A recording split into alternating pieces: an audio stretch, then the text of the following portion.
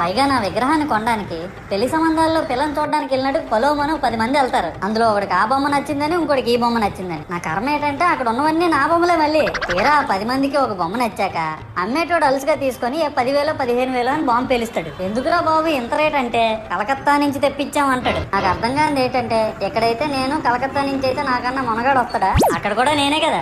ఇలా నన్ను బజార్లో పెట్టి బేరం ఆడి నా మొహానికి ముసుగేసి వ్యాన్ ఎక్కిస్తారు. ఆ వ్యాన్ డ్రైవర్ గాడు నేను ఉన్నానని కూడా చూడకుండా ఏదో ఆలోచించుకుంటూ డ్రైవ్ చేస్తా గతకల్లో గబ్బి గుబ్బి అని తించేసి నా కాల్లో చెయ్యి ఇరగొట్టేస్తాడు. ఈ విషయం చందాలు ఇచ్చిన చిన్నోళ్ళకి తెలిస్తే మళ్ళీ ఇరిగిపోయిన బొమ్మ పెట్టకూడదని ఏ బొమ్మ రాసి కవర్ చేసేస్తాడు. సరేలే జరిగిందేదో జరిగింది, నా భక్తులే కదా కూల్ బ్రో అని చిల్లయ్యే లోపు నన్ను పందిర్లో పెట్టి ముసుగు తీసి నాకన్నా పొడుగున్నే సౌండ్ బాక్సులు 2 నా చెవులు పక్కన పెట్టి డీజే గణేష్ బ్రో అని చెప్పి నా పాటలను కూనీ చేస్తారు. సరేలే పిల్లలు కదా ఇప్పుడు కాకపోతే ఎప్పుడు ఎంజాయ్ చేస్తారు, కాసేపట్లో పూజ స్టార్ట్ చేస్తారని వెయిట్ చేస్తా ఉంటే ఆ 5 రూపాయల వ్రతకల్పన బుక్ చూస్తే ఎక్కడ